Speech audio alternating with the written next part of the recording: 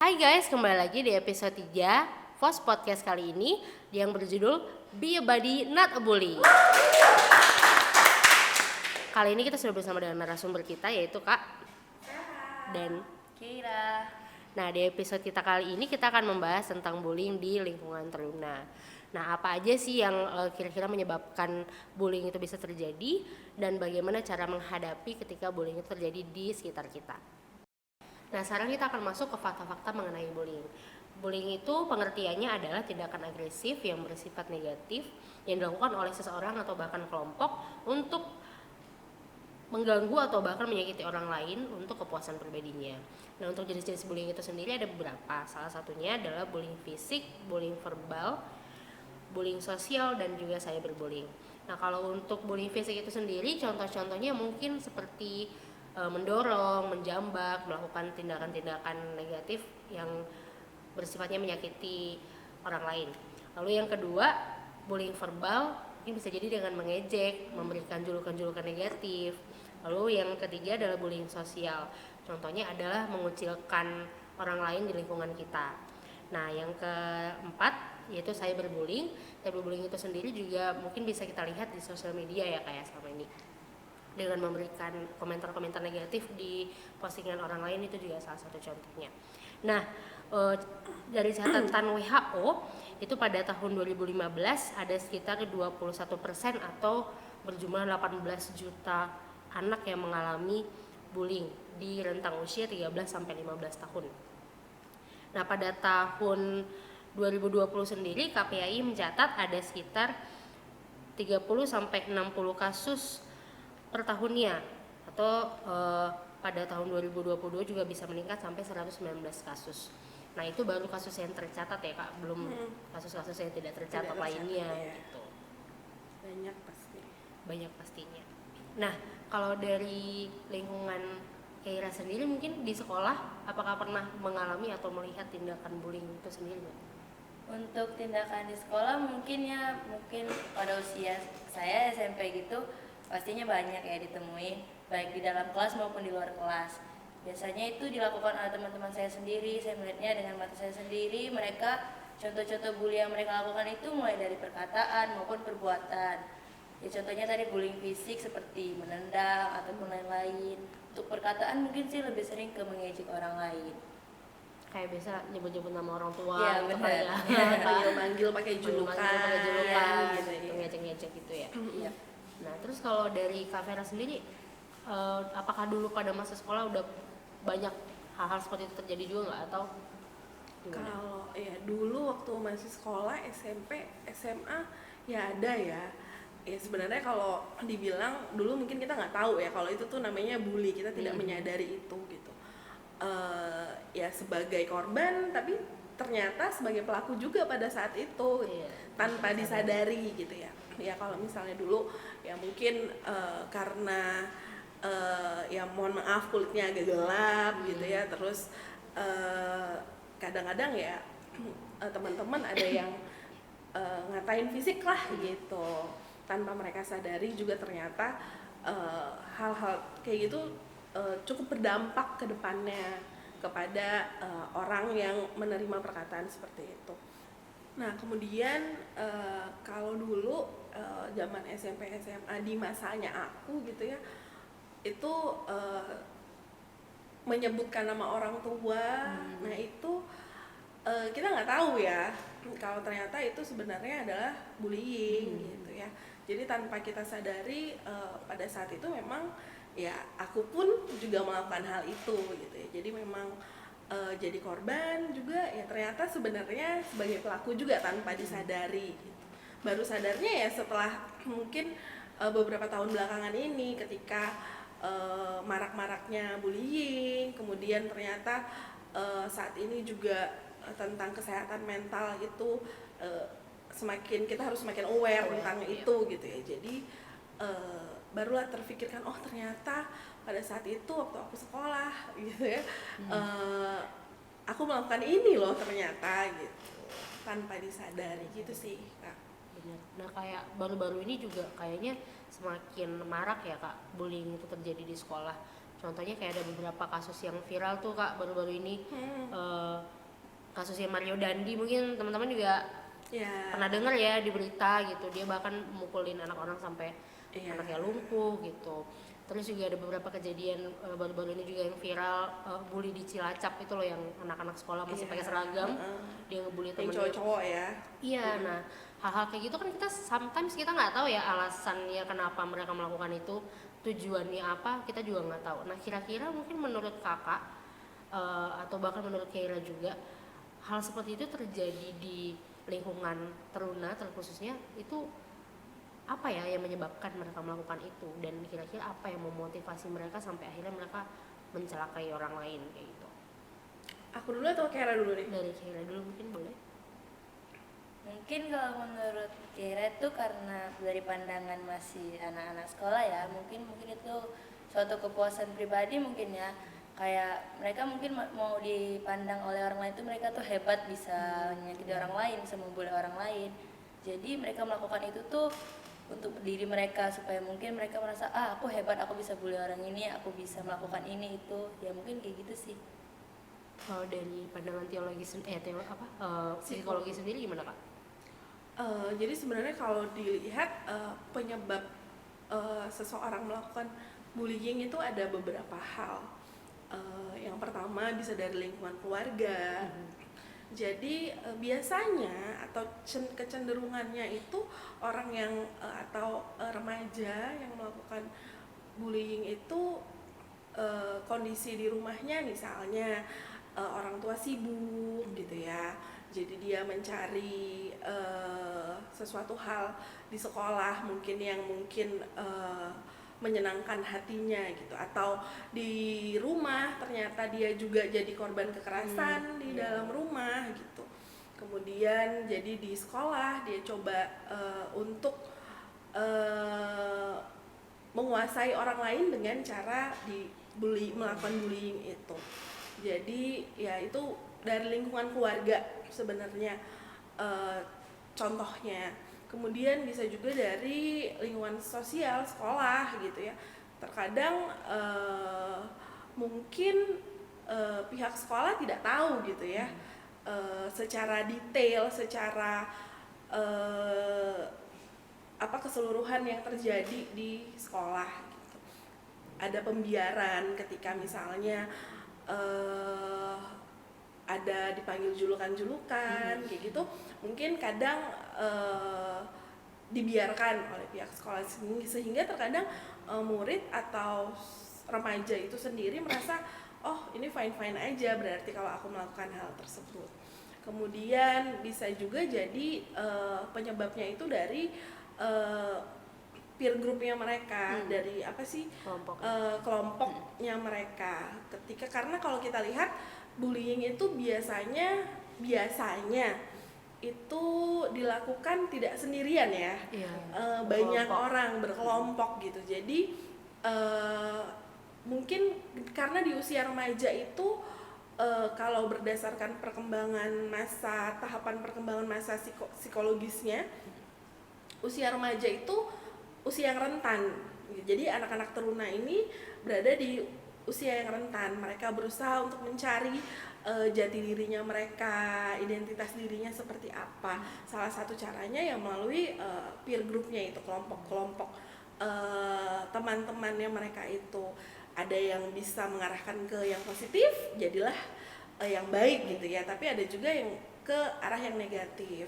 Jadi itu juga salah satu penyebabnya dari segi kelompok di mana remaja itu bersosialisasi. Ya kurang lebih sih ya penyebabnya kalau menurut saya sih itu sih Kak. Iya.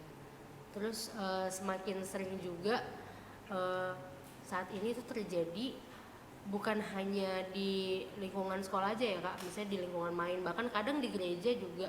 Terkadang mungkin karena ketemunya seminggu sekali, tapi setiap kali ketemu tuh waduh enak nih ngebully anak ini gitu. Jadi setiap kali misalnya teman-temannya diajak jadi liturgos atau apa, jadi dia ada kecenderungan untuk ngejekin temannya, dan itu seringkali terjadi berulang kali gitu. kalau yang saya lihat sih selama ini. Ya semoga sih kedepannya itu tidak terjadi lagi ya di lingkungan teruna gitu khususnya, karena mungkin bisa jadi itu juga terbawa dari rumah atau terbawa dari sekolah, yang biasa kebiasaan dia di sekolah dia bawa juga di lingkungan yang lain kayak gitu.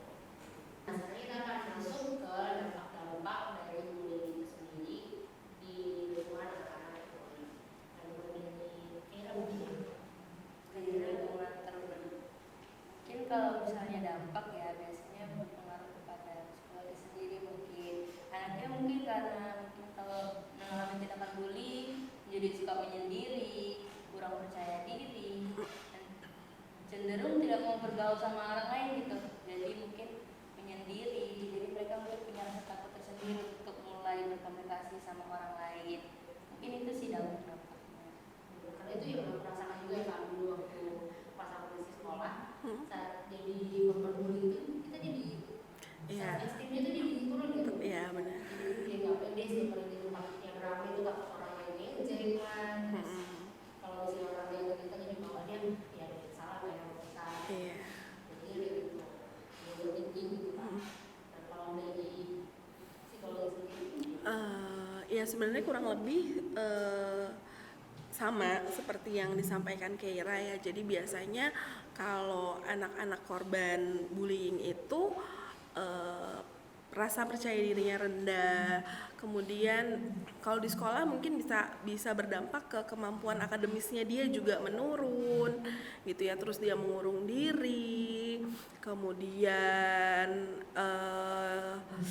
mengganggu emosinya dia juga jadi sering cemas gitu ya, kayak seperti yang dialami Kak Tiffany juga gitu kan. Kadang kalau misalnya kita dibully secara fisik, kita jadi nggak percaya diri sama penampilannya kita gitu. Nah, jadi keinget ini aku bacain penelitian di Amerika Serikat dari National Association of School Psychologists menunjukkan bahwa lebih dari 160.000 remaja di Amerika Serikat itu bolos sekolah setiap hari karena takut dibully. Ya itu di Amerika Serikat ya Kak. Cuman mungkin gambaran itu juga bisa diberlakukan di Indonesia gitu, karena kalau kita ngelihat anak yang dibully gitu ya, kadang juga pasti mereka jadi buat ke sekolah tuh mungkin jadi momok gitu buat mereka, karena di sekolah mereka merasa terancam, mereka merasa disakiti gitu, mereka sakit hati gitu ya kalau ke sekolah gitu, jadi malas sekolah gitu. Yaitu yang akhirnya kan berdampak ke emosinya mereka, ke akademisnya mereka, ke banyak hal gitu jadinya. Nah, salah satunya juga jadi ke self esteem-nya mereka. Nah, itulah kenapa di masa remaja ini anak-anak teruna harus memiliki penilaian diri yang positif terhadap dirinya. Self esteem-nya dia tuh harus baik gitu. Jadi ketika misalnya ada orang yang menghina atau mengejek gitu secara fisik ataupun apapun itu gitu, dia tidak merasa sakit hati gitu, karena dia merasa oh nggak apa-apa, aku mungkin berkulit gelap gitu ya, kenapa emangnya gitu kan, nggak ada masalah kalau berkulit gelap gitu. Jadi kalau seorang remaja memiliki penilaian yang baik akan dirinya ya mungkin itu akan membantu remaja untuk mengatasi sebagian dari permasalahan yang mereka hadapi di masa perkembangan mereka di masa remaja.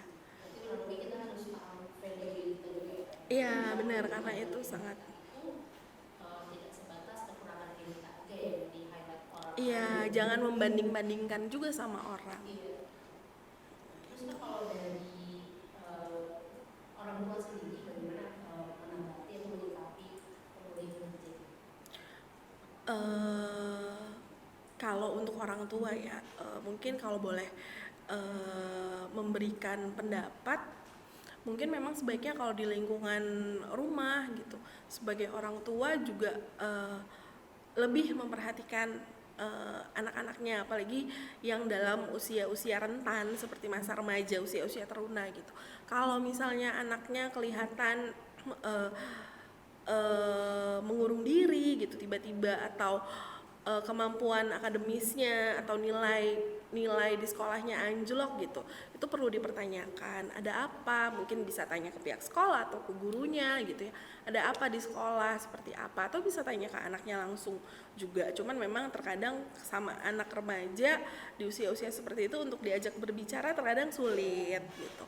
Jadi ya itu juga tantangan buat orang tua, bagaimana menjalin komunikasi yang baik dengan anak mereka supaya mereka juga bisa terbuka dengan kondisinya mereka ketika ada masalah atau ada apapun yang terjadi di lingkungan mereka bisa sharing ke orang tuanya gitu. Jadi ya gimana supaya menjalin komunikasi yang baik, bisa terbuka dengan orang tua, itu sih Kak kalau dari sisi orang tua ya menurut saya. Nah, kalau dari pandangan atau bagaimana cara gereja menyikapi bullying yang terjadi di lingkungan teruna itu bagaimana, Pak? Iya, kalau gereja berarti karena remaja itu kan masuk di palkat teruna gitu kan, dan sosok yang dekat dengan anak-anak teruna itu pastinya kakak layan. Jadi mungkin kalau dari gereja bisa dibantu oleh kakak layan, bagaimana pada saat kakak layan dan anak-anak teruna mungkin lagi ngumpul lagi sama-sama, menjalin komunikasi yang baik. Kalau misalnya ngelihat ada teruna mungkin yang diem aja atau mungkin kurang bersosialisasi gitu, mungkin bisa ditanyakan ada apa, di rumah seperti apa, di sekolah bagaimana gitu. Jadi mungkin ada pendekatan juga dari kakak layan, pendekatan khusus dari kakak layan untuk mungkin remaja-remaja yang mungkin sekiranya kalau kita lihat kadang kan remaja-remaja yang atau korban bully itu kadang sekilas aja mungkin kita bisa tahu atau bisa merasakan, oh jangan-jangan gitu kan. Kadang-kadang kita suka berasumsi juga, jangan-jangan di sekolah begini atau di rumah begini gitu. Mungkin pendekatan dari kakak layan bisa membantu teman-teman teruna yang mungkin jadi korban bullying atau pelakunya juga gitu kan, yang supaya mereka bisa terarah gitu. Supaya kita juga bisa tahu ya Kak ya, kira-kira kedepannya mungkin ada entah dari programnya teruna bagaimana cara Iya benar. bikin seminar mungkin mengenai bullying dan segala macam. Jadi gitu, kalau Kak, ya, Kak. misalnya anak remaja dalam kondisi yang rentan, dalam masanya mereka untuk mencari identitas diri, nah kayak LDKT, kayak gitu-gitu tuh sebenarnya sangat membantu dengan adanya sesi-sesi terkait who am I, gitu-gitu. Sebenarnya kalau memang diikutin dengan baik oleh teman-teman teruna itu sebenarnya sangat membantu sekali, dan itu bisa jadi memang salah satu usaha dari dari gereja, dari teruna, bagaimana untuk mengarahkan teman-teman teruna menjadi pribadi yang lebih baik gitu sih. Oke, nah kalau tadi dari pandangan gereja udah ya Kak ya. Nah, bagaimana dari pandangan teologi sendiri mengenai cara menyikapi bullying yang terjadi juga? Oke. Kalau dari sisi teologis, boleh kita buka Alkitab ya Kak? Dari 2 Raja-Raja. Oke. Dari 2 Raja-Raja 2 ayat 23 sampai 25. Aku bacain boleh ya? Boleh Kak. Kera aja lah.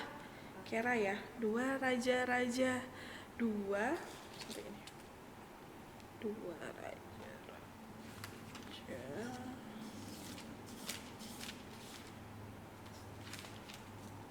2 Raja-Raja 2 ayat 23 sampai 26.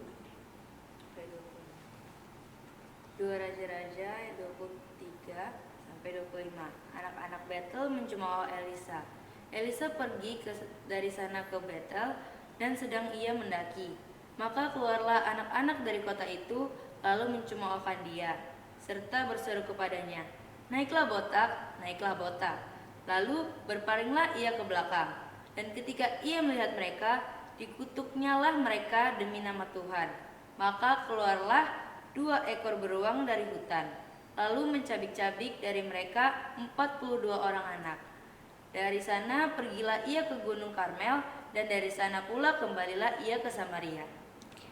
Terima kasih Kera. Nah, jadi Kak Tiffany dan Kera, dari dua Raja-Raja 2 ayat 23 sampai 25 ini, kita sama-sama mau belajar bahwa Allah sendiri itu tidak menyukai perilaku mengejek, mencemooh. Kita bisa lihat anak-anak di sini mencemooh atau mengejek Nabi Elisa dengan bilang dia botak gitu ya. Nah, kita bukan mau melihat bahwa setelah itu anak-anak itu kemudian dicabik-cabik oleh binatang buas gitu, bukan artinya adalah Allah atau Nabi Elisa itu tidak suka dengan anak-anak, bukan. Tapi yang mau kita lihat adalah artinya Allah sendiri tidak suka dengan perilaku seperti itu, bukan karena anak-anaknya gitu ya, tapi karena perilakunya gitu yang tidak disukai oleh Allah. Nah, lalu bagaimana kemudian teman-teman teruna harusnya bersikap atau menyikapi bullying? Kita sama-sama lihat di Matius 5 ayat 44. Matius 5 ayat 44. Ini deh, boleh Kira baca. Tetapi aku berkata kepadamu, kasihilah musuhmu dan berdoalah bagi mereka yang menganiaya kamu. Nah, kasihilah musuhmu dan berdoalah bagi mereka yang menganiaya kamu. Jadi sebagai anak-anak Allah, anak-anak Tuhan, sebagaimanapun kita menerima perlakuan yang tidak enak dari teman atau dari sesama kita, ya kita tetap harus menaburkan kasih. Tidak membalas kejahatan dengan kejahatan, tapi ya kejahatan, orang berbuat jahat ya kita doain aja mereka gitu. Karena pembalasan bukan dari kita, pembalasan itu haknya Tuhan. Gitu. Jadi tetap harus memiliki kasih, itu sih Kak. Jadi menjadi anak Tuhan yang berkata yang baik, berperilaku yang baik, dan juga berbuat yang baik. Meskipun itu hal yang sulit dilakukan ya Kak ya. Sangat sulit, kayaknya ngomong gampang bener. ya. Memang melakukannya sangat sulit sekali. Tapi setidaknya harus kita sama-sama ingat gitu. Kita sama-sama tahu bahwa ya Allah itu kasih gitu kan. Nah, kalau dari Keira sendiri, bagaimana cara Keira menyikapi tindakan bullying yang terjadi di lingkungan? Biasanya kalau misalnya Kira ngelihat tindakan bully itu, Kira biasanya negor orang yang bully tersebut. Kira ajak bicara, Kira tegur, kenapa sih harus melakukan tindakan bully? Karena bully itu tentunya nggak menguntungkan bagi kedua pihak, bagi yang membuli ataupun yang dibully. Jadi untuk apa melakukan hal tersebut? Karena tidak ada untungnya dan justru merugikan gitu. Jadi itu dia sebabnya kita tidak boleh saling membuli. Oke, nah kalau dari Kak Vera sendiri, bagaimana cara Kak Vera menyikapinya? Ya mungkin kalau misalnya untuk teman-teman teruna yang di usia remaja, ketika misalnya melihat ada temennya yang menjadi korban bully atau diejek atau diperlakukan tidak baik gitu ya sama temennya, bisa mendukung, maksudnya mendukung dalam arti mendukung si korban ya. Si korban itu jadi pendengar yang baik untuk dia gitu, bukan malah dikucilkan atau malah ikut-ikutan membuli gitu ya. Jadi pendengar yang baik, kemudian pendekatan lah sama dia gitu, supaya temannya ini atau korban yang dibully, diejek tidak jadi kurang percaya diri. Pokoknya dampak-dampak negatif dari bully itu diharapkan supaya tidak terjadi di anak-anak remaja. Karena ketika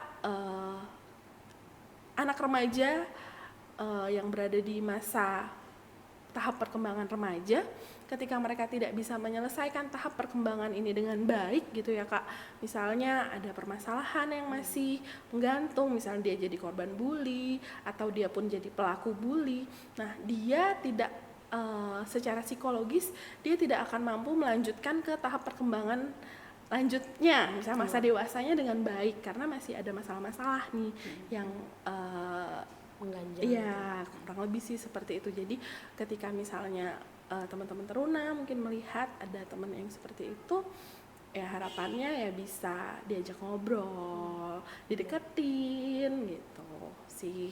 Jadi kelompok, membuat ada kelompok atau peer group yang baik gitu, yang positif.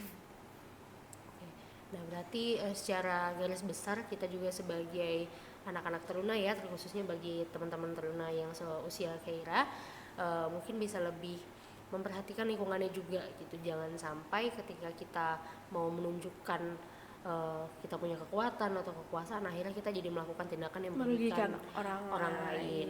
Dan ketika kita pun menjadi korban, baiklah supaya kita juga bisa meningkatkan kepercayaan diri kita juga, dan jangan kita menilai diri kita hanya sebatas kekurangan kita aja yang menjadi menjadi senjata ya bagi orang-orang tukang bully ini. Nah, jadi kedepannya juga kita juga bisa jadi pribadi yang lebih baik kita sebagai penyintas korban bully ataupun teman-teman yang pernah melakukan bullying juga kepada lingkungannya, supaya kita juga bisa menjadi anak-anak Tuhan yang juga bisa menjadi terang dimanapun kita berada dan tidak menjadi batu sandungan buat orang lain. Benar. Kayak gitu. Nah, itu tadi episode 3 Fos Podcast kita kali ini. Terima kasih buat teman-teman yang sudah mendengarkan dari awal sampai akhir. Terima kasih juga buat Kak Vera dan juga Keira yang sudah bergabung bersama kita hari ini. Nah, buat teman-teman yang punya ide untuk podcast kita selanjutnya, boleh juga komen di YouTube kita atau boleh langsung hubungi Kakak Layan Teruna atau Kakak Pengurus Teruna. Itu aja dari kita. Sekian, sampai jumpa. Dadah.